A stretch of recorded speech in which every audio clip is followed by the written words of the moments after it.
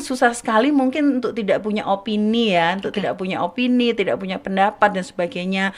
Nah, kadang-kadang karena kita hidup di dalam ruang media digital gitu, ada banyak hal-hal yang harus kita lebih perhatikan. Ya, godaan kita dalam berpuasa juga kan besar banget ya Bu, Iya, dan salah betul. satu godaan terbesar menurut saya adalah media sosial. Iya. Nah, gimana Bu caranya supaya kita bisa lebih bijak menggunakan media Iya. sosial terutama di bulan suci Ramadan ini? Cara kita bijaksana terhadap sosial media, terhadap ruang digital itu sebenarnya harus kita terapkan terus-menerus di hari-hari biasa juga gitu ya. Misalnya kita mengenal ada istilah literasi media, Ya, betul. ya kan, literasi digital.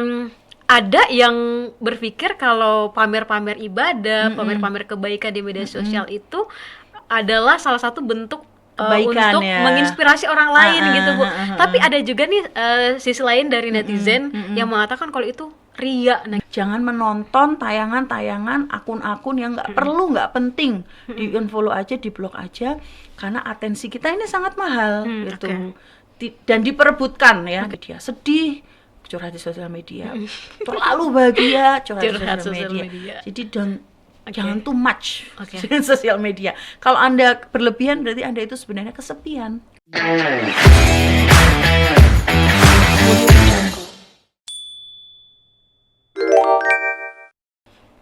halo, assalamualaikum Sobat Muda Mendunia. Selamat datang di podcast WM Talk Season 4, Inspirasi Muda Mendunia. Sobat, di era digital saat ini, media sosial tentunya sudah menjadi bagian yang tidak terpisahkan dalam kehidupan kita sehari-hari. Kita bisa berbagi informasi, bisa saling interaksi dengan teman, keluarga, sahabat, sanak saudara, ada banyak sekali manfaatnya. Tapi di sisi lain, media sosial kalau tidak dipergunakan dengan bijak, bisa menimbulkan dampak negatif juga dan bahkan bisa mengganggu fokus kita dalam melaksanakan ibadah puasa di bulan Ramadan. Nah Sobat, bulan Ramadan kan bulan yang penuh berkah nih. Kita dianjurkan untuk memperbanyak amal ibadah, memperbaiki kualitas diri, menjaga perilaku, lisan, terutama ya. Untuk itu kita ada baiknya untuk lebih bijak lagi menggunakan media sosial yang kita punya, memastikan konten-konten yang kita konsumsi dan yang kita share tidak hanya bisa bermanfaat tapi juga bisa mendukung suasana Ramadan kita yang penuh berkah. Dan tentunya di episode kali ini aku Mutia Parawangsa tidak sendirian karena kita sudah kedatangan tamu yang akan sharing sama kita terkait dengan gimana caranya supaya kita bisa lebih bijak dan lebih produktif dalam menggunakan media sosial selama di bulan Ramadan ini. Sudah ada Ibu Firly Anissa PhD. Assalamualaikum Ibu. Waalaikumsalam Mbak Mutia. Sehat ya Bu? Alhamdulillah sehat. Meskipun Ramadan harus semangat. Alhamdulillah, Masya Allah luar biasa. Ibu boleh disapa dulu Sobat Muda Mendunia yang lagi nonton kesini mungkin. Oke, halo Sobat Muda Mendunia ya, khususnya untuk Sivitas Muhammadiyah ya, Universitas Muhammadiyah Jakarta dan pada masyarakat pada umumnya. Semoga selalu sehat dan semangat di bulan Ramadan kali ini, tahun ini. Masya Allah, jadi Bu Firly Anissa ini adalah Kaprodi Program Magister Media dan Komunikasi UMY. Betul. Masya Allah. Selain itu juga dosen juga di Ilkom ya Bu? Iya, dosen S1 ya di Ilkom, Ilmu Komunikasi. Kemudian tahun lalu kami sudah punya SK untuk bisa mendirikan program Magister. Jadi semester ini ya, semester genap ini berjalan 2 semester. Jadi baru banget program Magister ini gitu. Jadi kalau mau masuk mari-mari.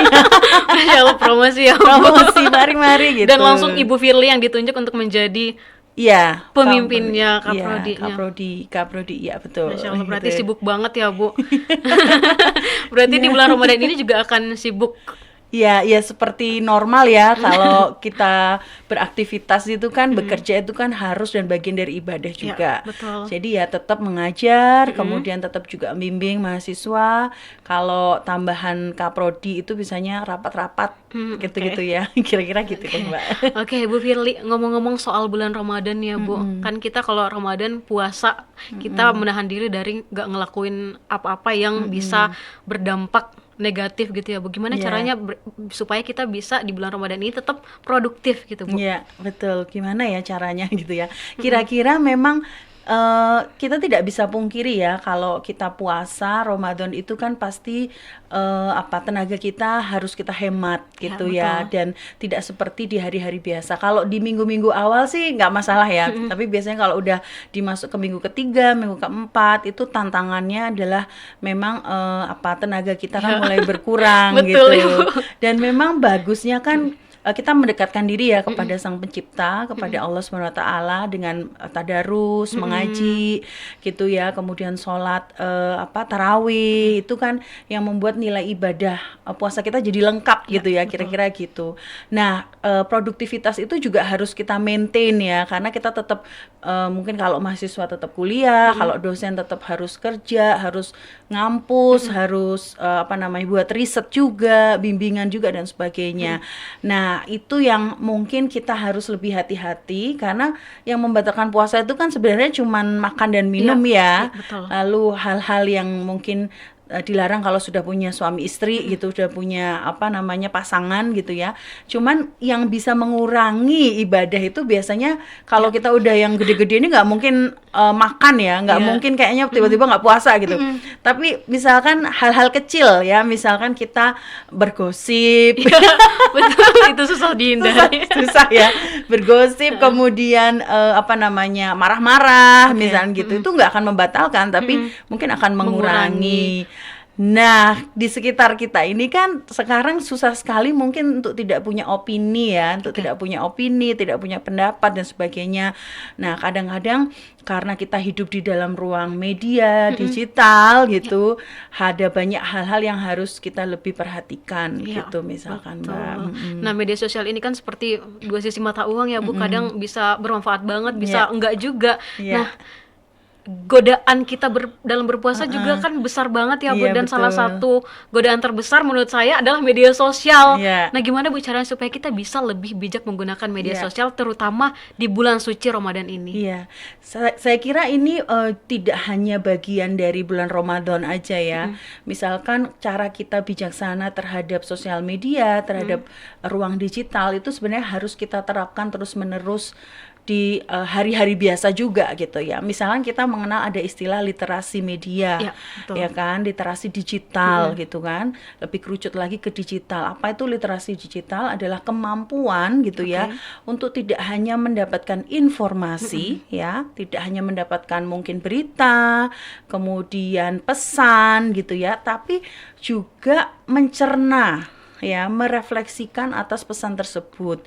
Nah, setelah dicerna, direfleksikan, gimana kita mendistribusikan lagi kan, biasanya begitu kan, kita mendapatkan, kita merefleksikan, mencerna, kemudian mendistribusikan. Nah, saya kira tidak hanya di bulan Ramadan saja ya, kita harus betul-betul hati-hati gitu ya. Misalkan jangan memproduksi pesan-pesan yang berbau sara. Ya, betul. Ya, karena kita mungkin orang Muslim, kita adalah majority di Indonesia, kita bisa seenak-enaknya misalkan begitu ya, nggak boleh seperti itu. Atau misalkan tidak boleh membuli. Misalkan kita nggak suka atas penampilan artis, misalkan biasanya bully itu kan lebih ke pribadi ya, hal yang berbau pribadi ya. Itu kita harus hati-hati, tidak boleh kita tuh membuli. Oh ini kok ini anaknya ya Bun, kok anaknya seperti ini misalnya gitu. Nah itu hati-hati sekali.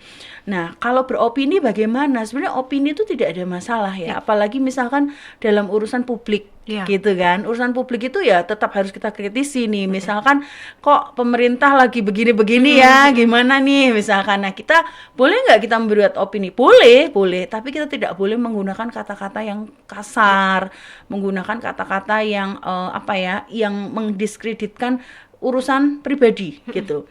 Jadi ini koridornya tetap harus publik misalnya begitu. Jadi tidak juga dibenarkan kalau kita puasa tuh kita tidak boleh menampilkan aspirasi publik kita, itu enggak gitu ya. Ini kan puasa, kamu nggak boleh mengkritik. Oh enggak begitu gitu ya. Atau misalkan jangan lupa juga sering kita meneruskan berita-berita yang keliru. Ini ya Mbak Mutia. Jadi kadang logika yang kita pakai, oh karena kita sudah dapat informasi, ya sudah saya ingin men-share ke WAG misalkan, ke WhatsApp group, kemana yang pada akhirnya apa?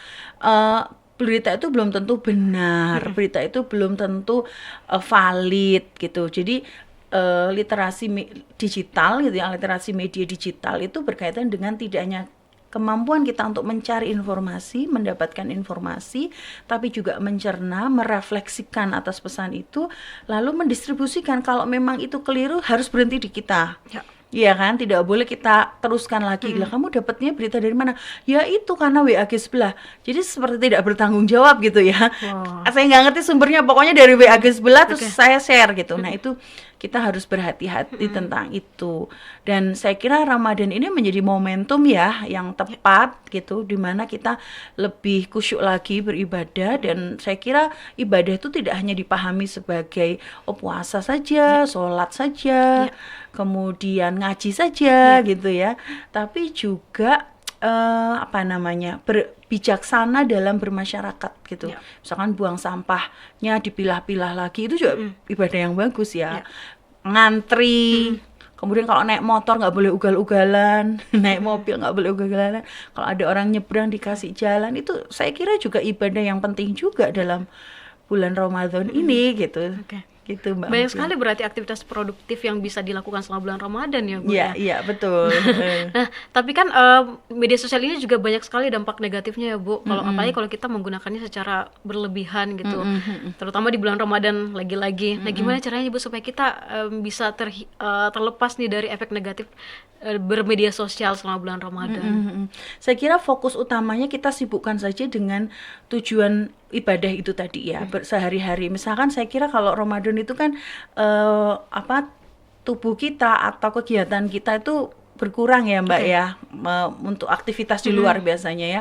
Ya pertama misalkan kita sahur ya, sahur, kemudian sholat subuh, mungkin tadarusan, itu mungkin kita istirahat tidur sedikit biasanya ya.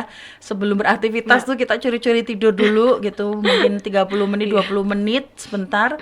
Kemudian kita beraktivitas gitu. Kemudian biasanya nanti kita sudah bisa menjaga, kalau saya di outdoor itu, saya ya misalkan outdoor itu lebih baik jam berapa sampai jam berapa gitu ya, misalkan di atas jam 2 misalkan gitu.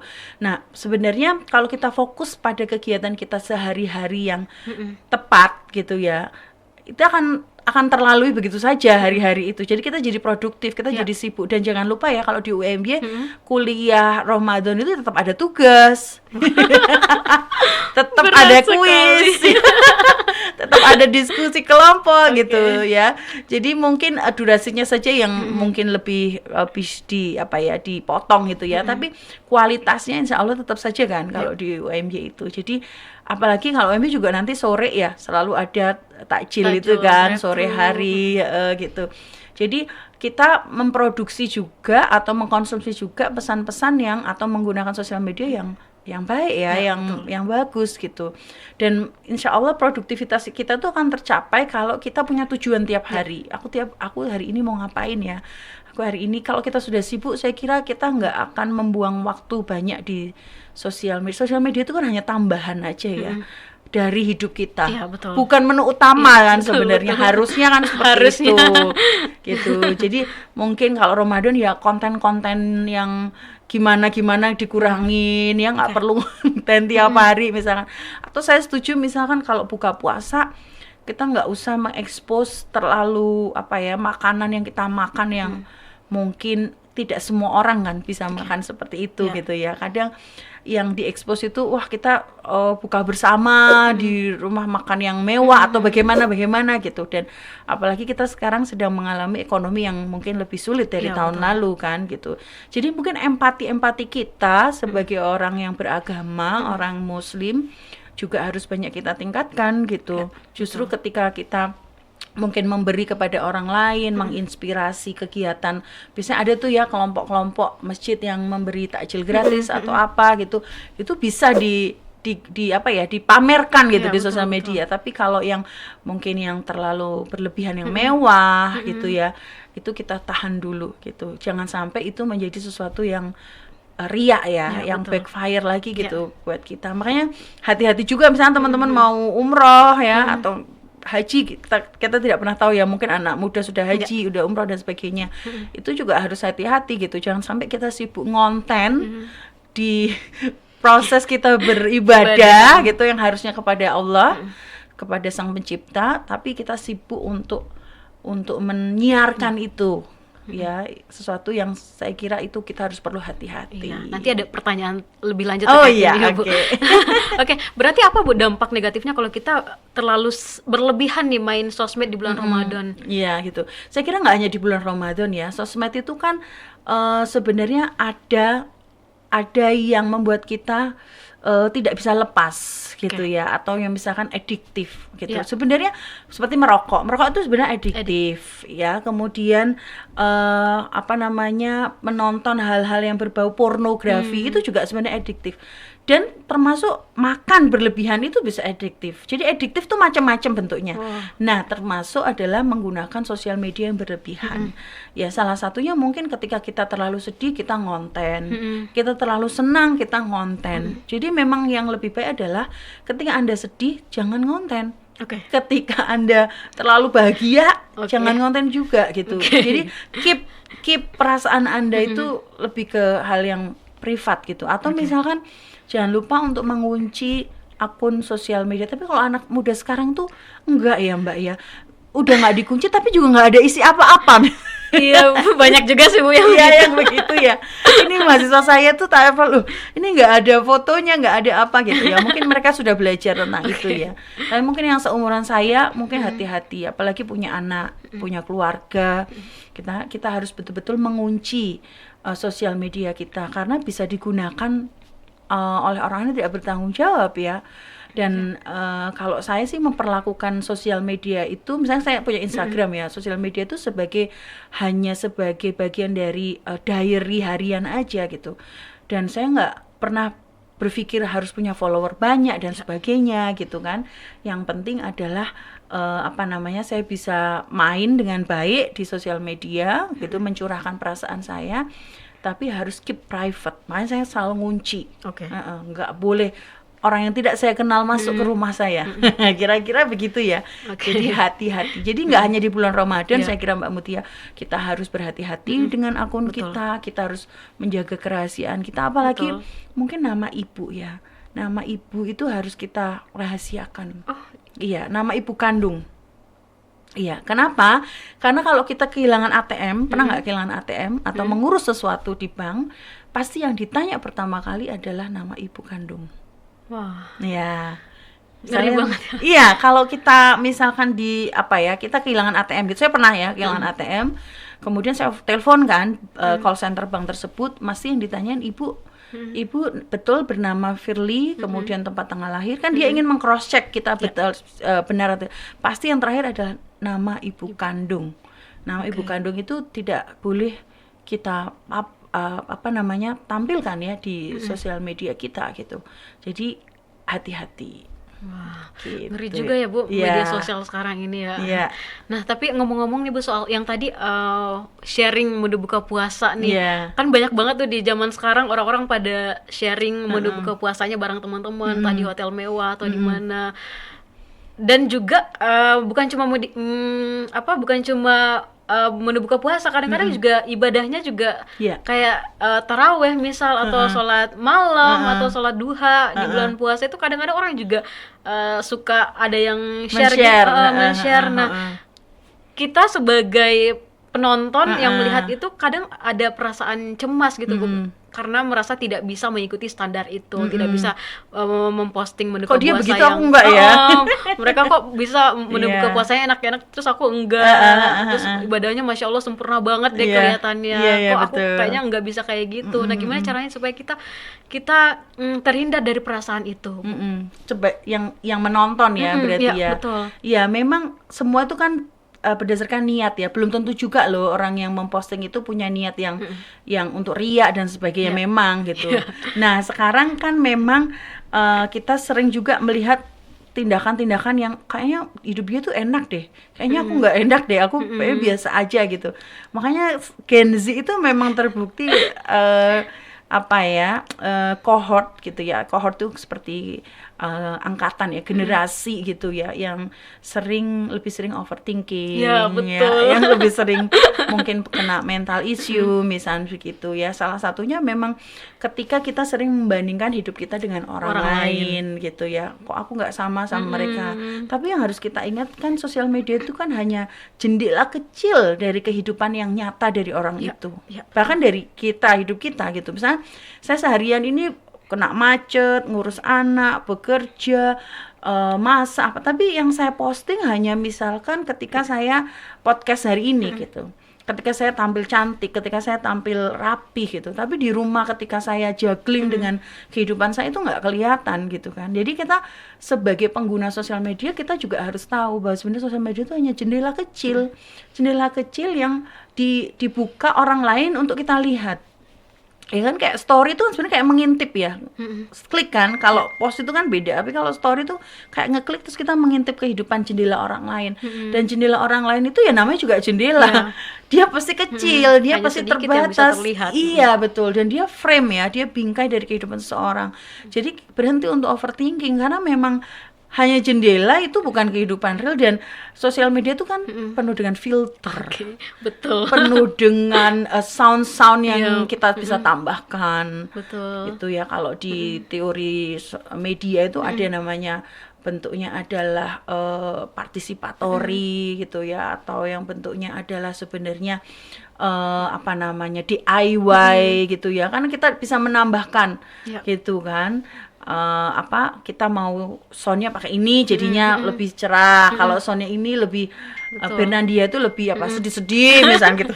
Atau India itu ya, lagu-lagu India itu lebih sedih-sedih gitu misalkan ya. Itu kan sebenarnya bagian dari add something kan, nilai dari itu. Jadi itu mau kita maknai kesedihan, itu kita mau maknai kebahagiaan, jangan lupa bahwa itu hanya jendela kecil dari kehidupan seseorang. Dan kita tidak bisa menjudgment dari jendela kecil itu. Ya, betul. Saya kira itu. Dan tentunya kita juga pasti kalau mau postingnya yang bagus-bagus, yang oke-oke aja, yang indah-indah aja dalam hidup kita ya, Bu. Yang lancar-lancar aja. Padahal ya di belakang. Waduh. Oke, ngomongin soal ini, Bu, tadi pamer ria gitu. Ada perdebatan juga nih, Bu, di media sosial nih. Ada yang berpikir kalau pamer-pamer ibadah, pamer-pamer kebaikan di media sosial itu adalah salah satu bentuk kebaikan, untuk menginspirasi orang lain gitu, Bu. Tapi ada juga nih sisi lain dari netizen yang mengatakan kalau itu ria. Nah, gimana nih, Bu, menurut Ibu? Iya.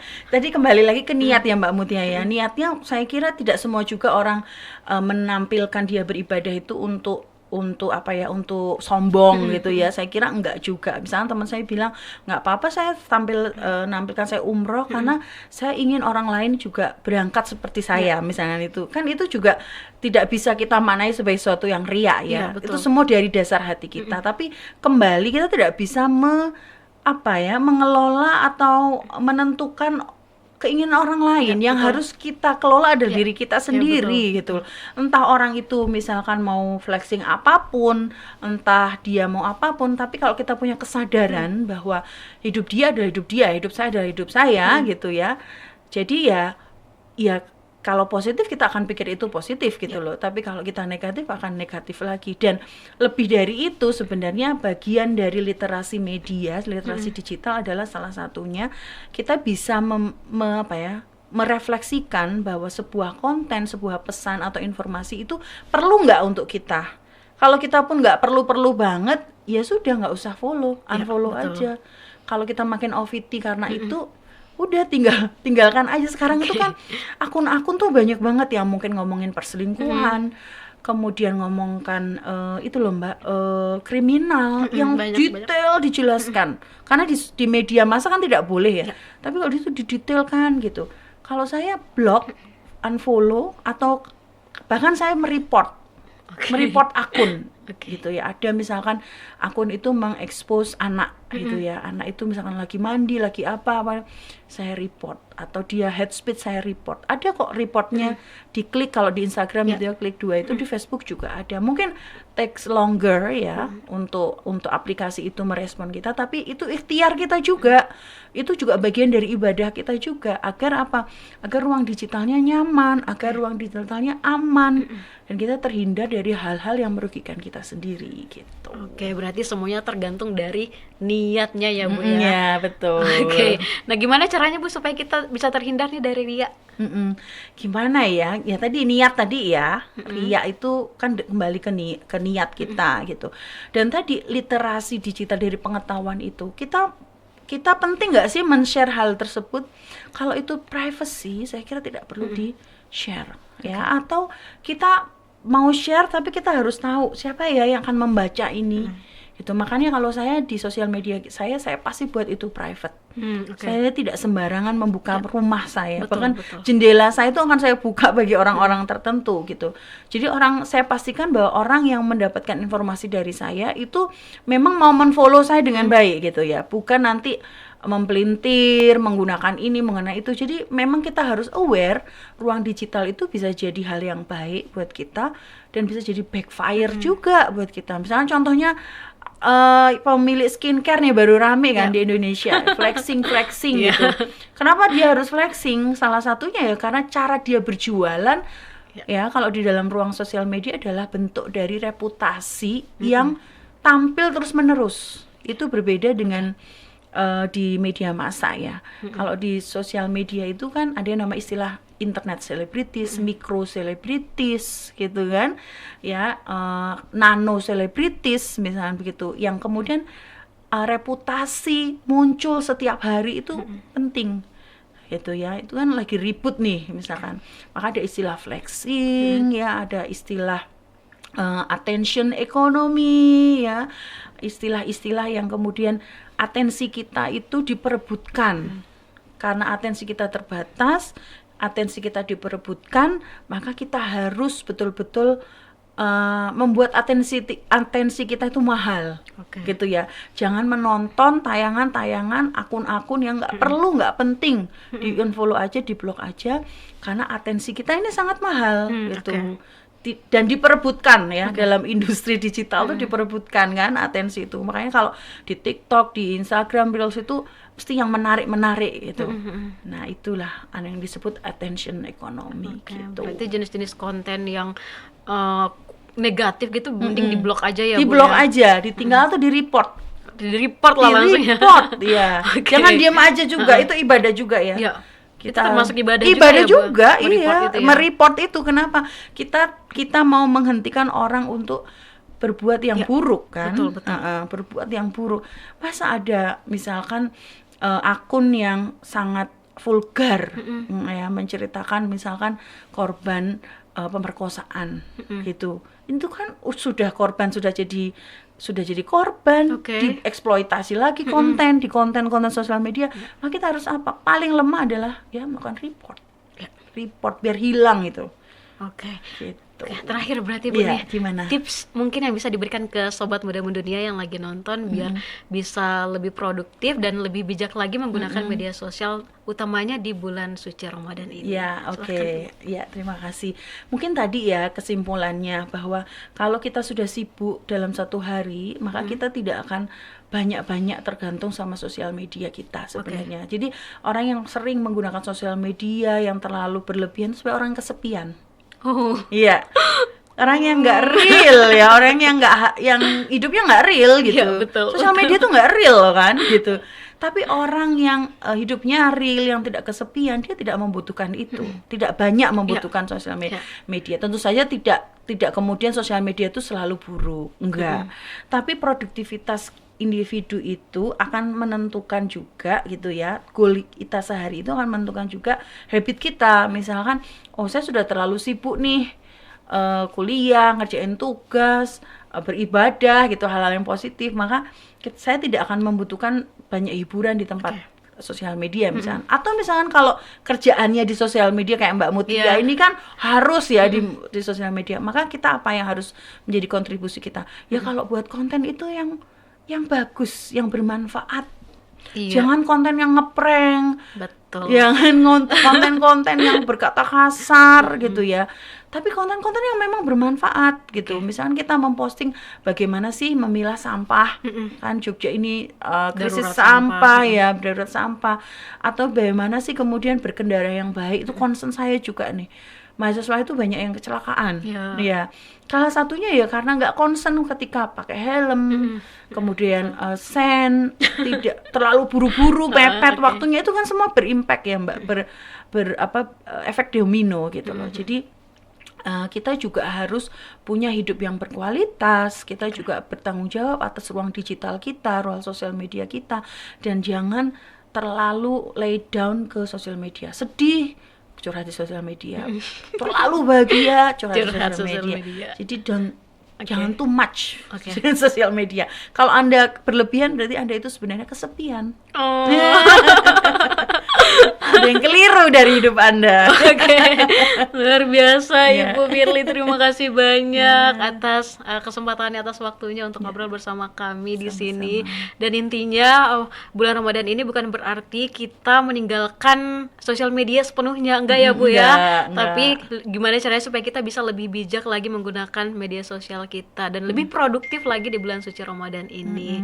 Nah, untuk itu, buat sobat muda mendunia yang mungkin punya pengalaman menarik selama bulan Ramadan, bisa banget untuk di-share di kolom komentar di bawah ini. Dan jangan lupa untuk like, comment, and subscribe YouTube UMY Yogya.